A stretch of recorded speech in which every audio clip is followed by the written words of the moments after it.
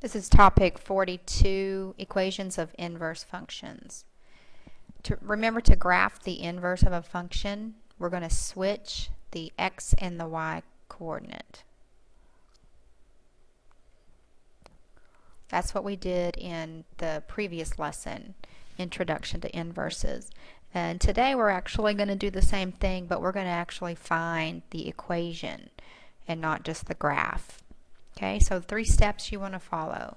Replace f of x with y, switch your x and y, and then solve for y. Okay, example 1, y equals 1 minus 3x. Now switch out the x and y. That will give you x equal 1 minus 3y. X minus 1 equals negative 3y. Divide everything by negative 3, and that gives you your inverse function.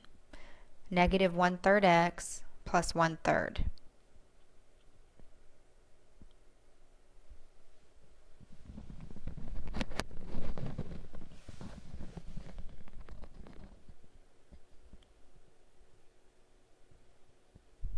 Example number 2. Let's rewrite that. Y equals x squared plus 8. Switch out the x and y. X equals y squared plus 8. And then solve for y. X minus 8 equals y squared. And to get rid of squares, you take the square root. So the square root of x minus 8 is equal to your inverse. Now, as we're solving these, the next lesson we're going to do, N43, we're going to do what we're doing now, but then we're going to graph them. So let's start looking at what is the parent function of the inverse. That makes it easier to graph. And remember back to transformations, when your functions would move left and right, up or down. We really need to pay attention to that here.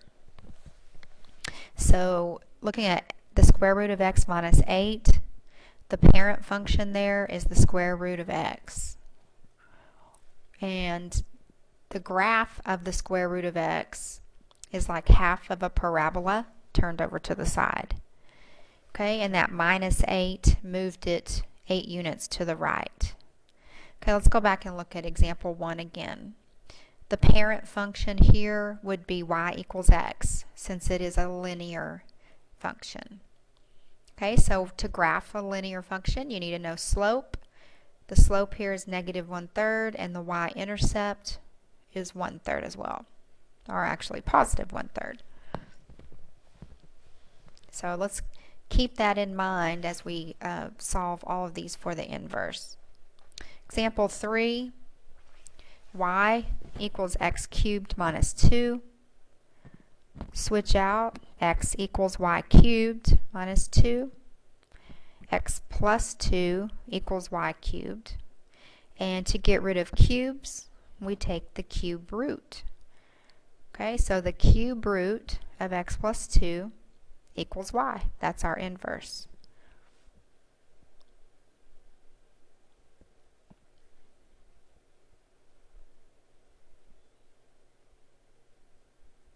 The parent function of the inverse is the cube root of x. And the cube root of x looks a lot like the graph of x cubed, except it's turned to the side. Okay, and that plus 2, that moved the parent function to the left 2 units. And since all parent functions go through the origin at 0, this inverse function is going to start at negative 2. Or it's actually going to go through that point, negative 2, 0. All right, example 4. Switch out your x and y. That gives you x equals the square root of y minus 5. To get rid of square roots, we square. Okay, so that gives us x squared equals y minus 5. And solving for y, that gives us x squared plus 5 equals y. That is our inverse. Okay, the parent function here is x squared, which is the parabola. Okay, and the plus 5, it's outside the function, or outside the x rather, so that moves the function 5 units up.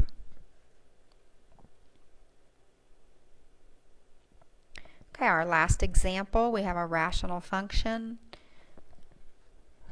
We're going to follow the 3 steps. We're going to switch out x and y. And to get rid of your denominator, you could treat it like a proportion problem. Put the x over 1 and then cross multiply.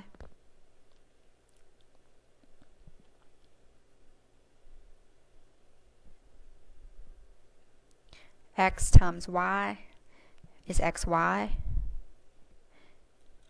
Well, let's see, x times y minus 2. We'll look at it that way first. And then distribute xy minus 2x equals 3. Okay, at first it looks like we should factor here, but remember we're trying to solve for y. So let's divide by x first and get rid of the x's on the left so that all we have left is a y on the left.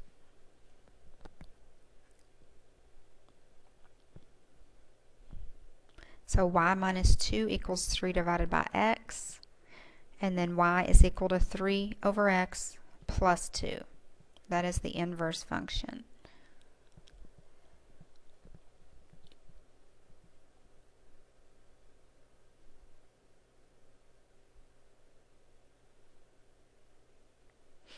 Okay, the parent function is the rational function, 1 over x.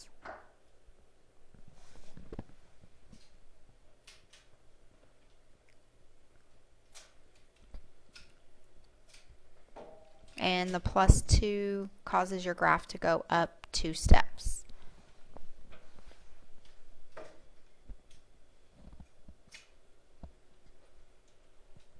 The 3 is going to cause it to stretch by a factor of 3.